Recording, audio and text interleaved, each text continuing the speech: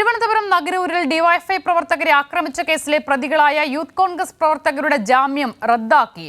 മുഴുവൻ പ്രതികളെയും പോലീസ് കസ്റ്റഡിയിൽ വാങ്ങി. സുലേഖ ശശികുമാർ ചേരുകയാണ്. സുലേഖ, ജാമ്യം റദ്ദാക്കുന്ന സാഹചര്യം എങ്ങനെയുണ്ടാകുന്നു? വിവരങ്ങൾ.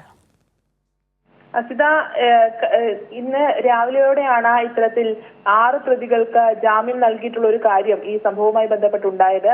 ഇത് റദ്ദ് ചെയ്ത് പോലീസ് നൽകിയ റിവ്യൂ പെറ്റീഷനെ തുടർന്നാണ് ഇപ്പോൾ റദ്ദ് ചെയ്ത് മുഴുവൻ പ്രതികളെയും പോലീസ് കസ്റ്റഡിയിൽ വാങ്ങിയിട്ടുള്ളത്. 11 പ്രതികളാണ് സംഭവവുമായി ബന്ധപ്പെട്ട് 11 പ്രതികളെയാണ് പോലീസ് അറസ്റ്റ് ചെയ്തിട്ടുള്ളത്. ഇതിൽ 2 പേർ മൈനറാണ് എന്നുള്ളതാണ്. ഇവരെ ജുവനൈൽ ജസ്റ്റിസ് കോടതിയിൽ ഹാജരാക്കി. അവരെ ജാമ്യം നൽകുന്ന ഒരു സാഹചര്യമാണ് ഉണ്ടായത്.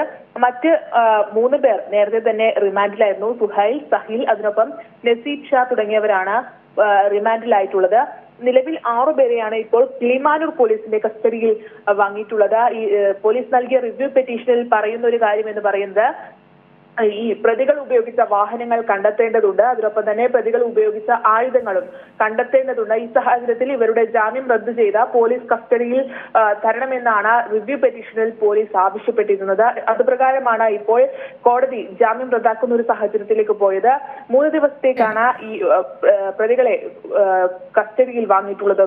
കിളിമാനൂർ പോലീസാണ് നിലവിൽ ഈ കേസ് അന്വേഷിക്കുന്നത്. അതുകൊണ്ട് തന്നെ കിളിമാനൂർ പോലീസിന്റെ പരിധിയിലാണ്, കീഴിലാണ് ഇവരെ 6 പേരെയും കസ്റ്റഡിയിൽ വാങ്ങിയിട്ടുള്ളത്.